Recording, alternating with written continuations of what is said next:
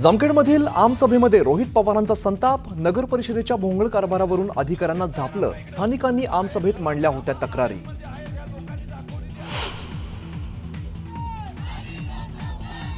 गोपीचंद पडळकरांच्या विरोधात राष्ट्रवादी शरद पवार पक्ष आक्रमक, सांगलीत टायर जाळत तर नागपूरमध्ये जोडेमारो आंदोलन करत नोंदवला निषेध।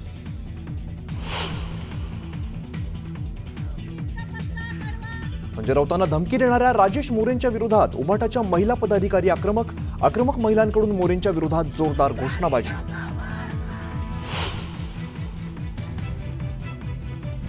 नाशिकच्या त्र्यंबकेश्वरमध्ये ठेकेदारांच्या गुंडांकडून पत्रकारांना बेदम मारहाण, त्र्यंबकेश्वरच्या शासकीय रुग्णालयात जखमींवरती उपचार सुरू, भुजबळांनी घेतली जखमींची भेट।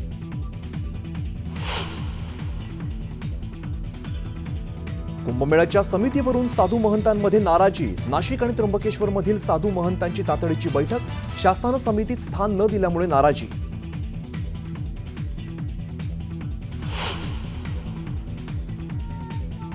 कांद्याला कवडीमोल भाव मिळत असल्यामुळे शेतकरी आक्रमक, येवल्यात नाशिक छत्रपती संभाजीनगर महामार्गावरती रास्ता रोको, तर मालेगाव सुरत महामार्गावरही रास्ता रोको करत घोषणाबाजी।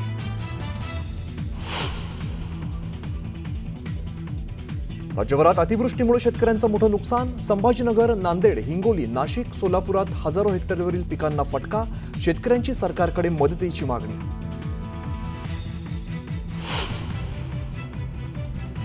नागपुरात नवरात्रोत्सवावरून नवा वाद, गरब्यात मुस्लिमांना प्रवेश देण्यास विश्व हिंदू परिषदेचा विरोध, मुस्लिम तरुण गरब्यात आल्यास पोलिसांच्या ताब्यात देऊ, विश्व हिंदू परिषदेचा इशारा, तर सर्व गरबा आयोजकांना विश्व हिंदू परिषदेचं निवेदन, गरबा नृत्य नाही तर देवीला प्रसन्न करण्यासाठी गरबा खेळतो। कोल्हापूरच्या उजळाईवाडीमध्ये गुंडांचा धुडगूस, हातात कोयता, तलवार, लोखंडी रॉड घेऊन परिसरात तोडफोड।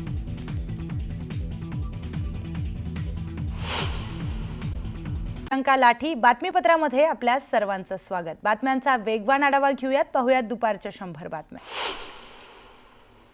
खासदार संजय राऊत यांना घरात घुसून मारण्याची धमकी शिवसेना शिंदे पक्षाचे आमदार राजेश मोरे यांनी दिली, त्यामुळे आता संजय राऊत यांच्या भांडुप येथील मैत्री निवासस्थानाबाहेर मोठा पोलीस बंदोबस्त तैनात। खासदार संजय राऊतांना धमकी देणाऱ्या शिवसेना आमदार राजेश मोरे यांच्या विरोधात ठाकरे गटाच्या महिला पदाधिकारी आक्रमक झाल्यात। महिला पदाधिकाऱ्यांनी आमदार राजेश मोरे यांच्या विरोधामध्ये जोरदार घोषणाबाजी केली आहे। दादा ताई पुन्हा एकत्र व्हा असे पोस्टर नागपूरमध्ये राष्ट्रवादी कार्यकर्त्यांनी लावलेत। दादा ताई एक व्हा असा पोस्टरमध्ये उल्लेख करण्यात आलाय, तर झाले गेले गंगेला मिळू द्या, नतमस्तक होऊन विनंती करतो असं देखील पोस्टरमध्ये लिहिलंय। भंडाऱ्याचे पालकमंत्री पंकज भोयर यांनी उद्या जनता दरबाराचं आयोजन केलंय। यावेळी नागरिकांच्या समस्या ऐकून त्यावर त्वरित मार्गदर्शन आणि समस्यांचं निराकरण करण्यात येणार आहे। बंजारा समाजाला एसटी आरक्षणात समाविष्ट करण्याच्या मागणीसाठी बंजारा समाजाचे नेते गोरखनाथ राठोड यांनी मागील 6 दिवसांपासून उपोषण केलं होतं। अखेर भाजप आमदार संजय केनेकर यांनी मध्यस्थी करत काही मागण्या मान्य केल्यानंतर हे उपोषण स्थगित करण्यात आलं। रत्नागिरीमध्ये स्थानिक स्वराज्य संस्था निवडणुकांचा पडघम वाजण्यास सुरुवात झाली आहे। रत्नागिरी नगर परिषदेच्या निवडणुकीच्या दृष्टीने भाजपच्या माजी नगरसेवकांनी मोर्चे बांधणीला सुरुवात केली। यावेळी स्वच्छता कर्मचाऱ्यांना त्यांनी स्वच्छता साहित्याचं वाटप केलं। मंत्री अतुल सावेंच्या कारवर दगडफेक करण्यात आल्याची घटना समोर आली आहे। छत्रपती संभाजीनगरच्या पुंडलिक नगरच्या कार्यालयासमोर उभ्या असलेल्या कारवर ही दगडफेक करण्यात आली। दुपारी 12 वाजेच्या सुमारास एका तरुणाने ही दगडफेक केली आहे। पोलिसांनी दगडफेक करणाऱ्याला ताब्यात घेतला। दरम्यान सावे कारमध्ये नसल्याने मोठा अनर्थ टळला।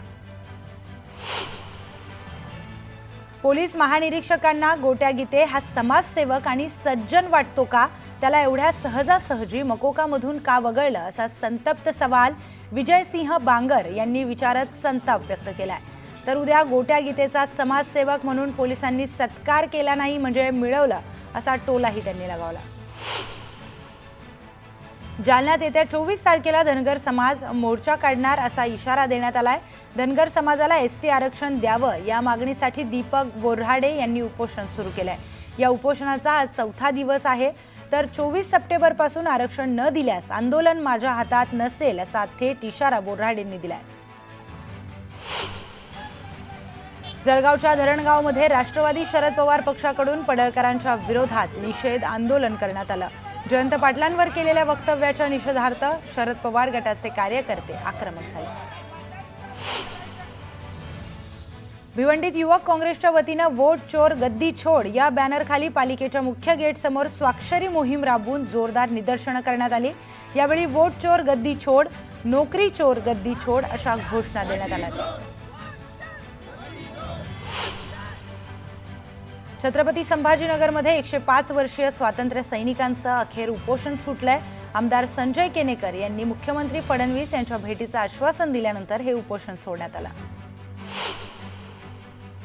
गोपीचंद पडळकरांविरोधात राष्ट्रवादीचे कार्यकर्ते आक्रमक झालेत. यावेळी शरद पवारांच्या कार्यकर्त्यांनी नागपूरमध्ये आंदोलन करत जोरदार घोषणाबाजीही केली. नागपूरच्या वेरायटी चौकात आंदोलन करण्यात आलंय.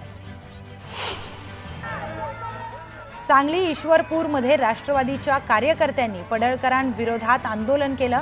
यावेळी रास्ता रोको करणाऱ्यांना पोलिसांसोबत झटापट झाल्यानं पोलिसांनी आंदोलकांना ताब्यात घेतलंय.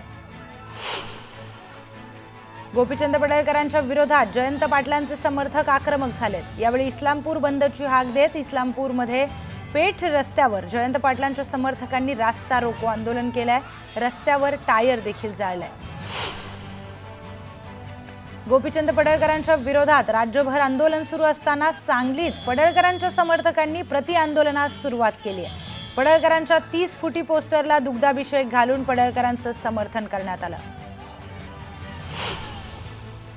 गोपीचंद पडळकरांनी जयंत पाटलांवर केलेल्या टीकेच्या निषेधार्थ सांगलीच्या इस्लामपूर बंदची हाक देण्यात आली आहे. इस्लामपूर बंद ठेवत पडळकरांचा विरोध करण्यात आला. सर्वत्र पडळकरांच्या विरोधात आंदोलन होत असताना दुसरीकडे पंढरपुरामध्ये धनगर समाजानं पडळकरांच्या प्रतिमेला दुग्धाभिषेक घातलाय. यावेळी पडळकरांचं वक्तव्य योग्यच आहे असं म्हणत समर्थकांनी पडळकरांचं समर्थन केलं. यावेळी आरक्षण मागतोय तुझी बायको नाही असं म्हटल्यावर असंस्कृतपणा दिसला नाही का असा सवाल देखील पडळकर समर्थकांनी विचारलाय.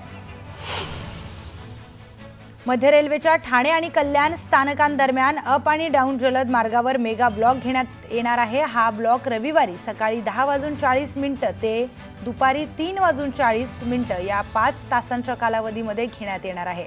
ब्लॉक कालावधीमध्ये CSMT कल्याण दरम्यानच्या लोकल ठाणे ते कल्याण दरम्यान धीम्या मार्गावर वळवण्यात येतील. मोनो रेल्वेची सेवा आजपासून अनिश्चित काळासाठी बंद झाली आहे. या बंद दरम्यान जुन्या मोनो रेलचं नूतनीकरण, नवीन रेक सुरू करणं आणि अत्याधुनिक सिग्नलिंग यंत्रणा बसवण्याचं काम केलं जाणार आहे. मोनो रेलमधून दैनंदिन प्रवास करणाऱ्यांना आता पर्यायी वाहतूक व्यवस्थेचा वापर करावा लागणार आहे. अटल सेतू ते वरळी सी लिंक जोडणीसाठी उड्डाणपूल बांधण्यात येणार आहे. यासाठी एल्फिस्टन ब्रिज बंद केल्यामुळे पर्यायी मार्गावरील वाहतूक कोंडी टाळण्यासाठी वाहतूक पोलिसांनी मार्गात बदल केलाय. दादर पूर्वेकडील भालचंद्र मार्ग ते टिळक उड्डाण पुलाकडे युरोनियम बंगलोपर्यंत वाहनांना प्रवेशबंदी असणार आहे. तर गुरुवारी रात्रीपासून ते दिनांक 17 ऑक्टोबरपर्यंत हे आदेश लागू राहतील. वडाळा कासार वडवली मेट्रो 4 मार्गिकेच्या पहिल्या टप्प्याच्या मार्गावर मेट्रो गाडीच्या चाचणीला येत्या सोमवारी सुरुवात होणार आहे. मुंबई महानगर प्रदेश विकास प्राधिकरणाने आता या मार्गावर तयारी सुरू केली आहे. त्यामुळे आता या मार्गाचा गायमुख ते कॅडबरी जंक्शन हा मार्ग सुरू होण्याच्या दृष्टीने आणखी एक महत्त्वाचं पाऊल पडलंय.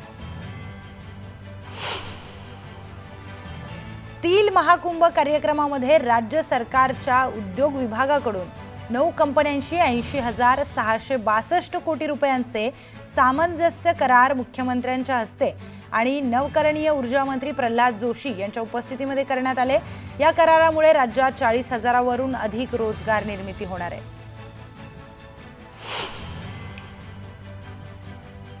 All India voice manufacturer association आणि विविध मच्छीमार संस्थांच्या प्रतिनिधींच्या बैठकीमध्ये 3 तास चर्चा झाली. चर्चेअंती मच्छीमारांना पुरवठा करणाऱ्या बर्फाच्या दरामध्ये 85 ऐवजी 65 रुपये वाढीला मान्यता दिल्यामुळे बर्फ पुरवठा बंद करण्याचा निर्णय मागे घेण्यात आलाय। या निर्णयामुळे हजारो मच्छीमार बर्फ वितरकांना सुटकेचा निश्वास सोडलाय। जिल्हा परिषदांची गट रचना आणि आरक्षण ठरवण्याच्या पद्धतीला आव्हान देणारी याचिका मुंबई उच्च न्यायालयाच्या नागपूर आणि औरंगाबाद खंडपीठाने शुक्रवारी फेटाळल्यानंतर आता जिल्हा परिषद, पंचायत समिती आणि निवडणुकांचा मार्ग मोकळा झालाय। त्यामुळे आधी जिल्हा परिषद निवडणुकांचा बार उडेल असं चित्र दिसून येतंय। जिल्हा परिषद सर्कल नवीन रोटेशन बदलला आव्हान देणाऱ्या 4ही याचिका मुंबई उच्च न्यायालयाच्या नागपूर खंडपीठाने फेटाळल्या आहेत। त्यामुळे आता निवडणूक होण्याचा मार्ग मोकळा झालाय। मुंबई उच्च न्यायालयाला एका आठवड्यामध्ये दुसऱ्यांदा बॉम्बच्या धमकीचा मेल आला। सखोल तपासानंतर ही अफवा असल्याचं निदर्शनास आल्यानं अधिकाऱ्यांनी सांगितलंय। पण या प्रकरणी पोलिसांनी अज्ञात व्यक्तीविरोधामध्ये गुन्हा दाखल केलाय। चोखंदळपणे निवडलेली रिटेल दुकानं, प्रशस्त पार्किंगसह रिअल इस्टेट प्रकल्पातून नवी विमानतळं, मोठा महसूल मुंबईला मिळणार आहे। नॉन एअरो सुविधांमुळे भारताची विमानतळं स्वयंपूर्ण व्यापारी परिसंस्था बनत असल्याचं चिन्ह असल्याचं नवी मुंबई विमानतळ कंपनीने म्हटलंय। नवी मुंबईला जोडणाऱ्या अटल सेतूवरील नवीन मुंबईच्या दिशेने रस्त्याची लोकार्पणानंतर अवघ्या काही महिन्यांमध्ये दुरावस्था झाली आहे। रस्त्यावर खड्डे पडले आहेत, तर अतिरिक्त महानगर आयुक्त आणि प्रकल्प प्रमुख विक्रम कुमार यांनी शुक्रवारी या रस्त्याची पाहणी केली। यावेळी खड्डे पडलेल्या रस्त्याची 5 दिवसांमध्ये दुरुस्ती करण्याचे आदेश त्यांनी कंत्राटदाराला दिले। तर पावसाळ्यानंतर व्यापक दुरुस्तीचं काम हाती घेतल्याचेही आदेश कंत्राटदारास यावेळी देण्यात आले। नवरात्र उत्सवाच्या काळामध्ये वाहतूक सुरळीत राहावी यासाठी मुंबईमध्ये 10 चाकी ट्रक आणि त्यापेक्षा जास्त अवजड वाहनांवर तात्पुरती बंदी घालण्यात आली। आजपासून 2 ऑक्टोबर या काळामध्ये सकाळी 6 ते रात्री 12 पर्यंत ही बंदी लागू असेल। अत्यावश्यक सेवेतील वाहनं याला अपवाद असतील। शस्त्रक्रियागार सहाय्यक पदे कंत्राटी पद्धतीने भरण्याबाबत मुंबई महानगरपालिकेने जाहिरात प्रसिद्ध केली होती। ही पदे कंत्राटी पद्धतीने भरण्यास म्युनिसिपल मजदूर युनियनकडून तीव्र विरोध करण्यात आला। या विरोधानंतर मुंबई महानगरपालिका प्रशासनाने ही जाहिरात संकेतस्थळावरून मागे घेत ही पदे पदोन्नतीने आणि अंतर्गत निवडीने भरण्याचा निर्णय घेतलाय। पुणे शहरातील रस्त्यांवर होणारी अतिक्रमणे, जागोजागी पडलेले खड्डे, तुंबलेली गटारे यासह नागरिकांना भेडसावणाऱ्या अन्य समस्यांची जाणीव अधिकाऱ्यांना व्हावी यासाठी अधिकाऱ्यांनी आता थेट रस्त्यांवर उतरण्याचे आदेश महापालिका आयुक्त नवल किशोर राम यांनी दिलेत। काही ठिकाणी महापालिका आयुक्त हे स्वतः भेट देणार आहेत। औषधांवरील वस्तू आणि सेवा करात कपात करण्यात आल्यानंतर औषध नियंत्रकांनी कंपन्या आणि वितरकांना सुधारित किमतीमध्ये ग्राहकांपर्यंत औषधे पोहोचवण्याचे निर्देश दिलेत। सर्व औषध विक्रेत्यांच्या सहकार्याने ग्राहकांना 22 सप्टेंबरपासून स्वस्त औषधे उपलब्ध करून देण्याचे पाऊल उचलले। यामुळे जुनी किंमत असलेली औषधे देखील नवीन किमतीमध्ये ग्राहकांना मिळतील। सोलापुरात झालेल्या अतिवृष्टीमुळे तब्बल 1,66,000 हेक्टरवरील खरीप पिकांचं नुकसान झालंय। पावसाने उघडीप दिल्यानं पंचनामे सुरू करण्यात आले असून आठवडाभरात नुकसानीचा अंतिम अहवाल येण्याची शक्यता वर्तवण्यात येते। सोलापूर जिल्ह्यात अतिवृष्टीमुळे मोठ्या प्रमाणात नुकसान झालंय। म्हाडा तालुक्यातील सीना नदीकाठच्या गावात पूरस्थितीमुळे मोठं नुकसान झाल्यानं आमदार अभिजित पाटलांनी पाहणी करत सरसकट पंचनामे करण्याचे आदेश दिले। नांदेड जिल्ह्यात पूर आणि अतिवृष्टीमुळे मोठ्या प्रमाणात पिकांचं नुकसान झालंय। जिल्ह्यातील तब्बल 7 लाख हेक्टरवरील पिकांचं नुकसान झालं असून शासनानं हेक्टरी केवळ 8,500ची मदत जाहीर केली आहे। मात्र पेरणीचा हेक्टरी खर्च किमान 20,000 येत असल्यानं मिळणारी मदत तुटपुंजी असल्यानं बळीराजा हवालदिल झालाय। हिंगोलीच्या सेनगाव तालुक्यामध्ये मोठ्या प्रमाणात शेतकऱ्यांनी झेंडू पिकांचं उत्पादन घेतलं। मात्र सोसाट्याच्या वाऱ्यासह झालेल्या मुसळधार पावसामुळे झेंडू फुलांचं मोठं नुकसान झालंय। हातात तोंडाशी आलेला घास हिरावल्यानं शेतकरी हवालदिल झालाय। राज्यभरात झालेल्या अतिवृष्टीमुळे शेतकऱ्यांसह शेतीचं अतोनात नुकसान झालं। मात्र अद्यापही सरकारकडून मदत जाहीर झाली नाही किंवा पंचनामे देखील झाले नाहीत। त्यामुळे सरकारनं तातडीने पंचनामे करून शेतकऱ्यांना दिलासा द्यावा अशी मागणी अजित नवलेंनी केली आहे। सोलापूरच्या अक्कलकोट तालुक्यामध्ये मुसळधार पाऊस बरसला. सतत पडणाऱ्या पावसामुळे शेतकऱ्यांच्या शेतात पाणीच पाणी झालंय. शिरवळ बादोला गावाजवळील रस्ता देखील वाहून गेलाय. गंगापूर तालुक्यातील शिल्लेगाव परिसरामध्ये पावसानं हाहाकार माजवला. त्यामुळे मोठ्या प्रमाणामध्ये नुकसान झालंय. जवळपास 200 एकर शेतात पाणी साचल्यानं शेतकरी देखील हवालदिल झालाय. टोमॅटोच्या शेतात सर्वत्र चिखल झाल्यानं टोमॅटो पीक पूर्णपणे उद्ध्वस्त झालंय. धाराशिव जिल्ह्याला पावसानं चांगलंच झोडपून काढलंय. त्यामुळे गाजराचं गाव म्हणून प्रसिद्ध असलेल्या भांडगाव या गावातील गाजर उत्पादक शेतकरी आर्थिक अडचणीत सापडलाय. गाजर पिकांचं मोठं नुकसान झाल्यानं शेतकरी देखील अडचणीत सापडलाय.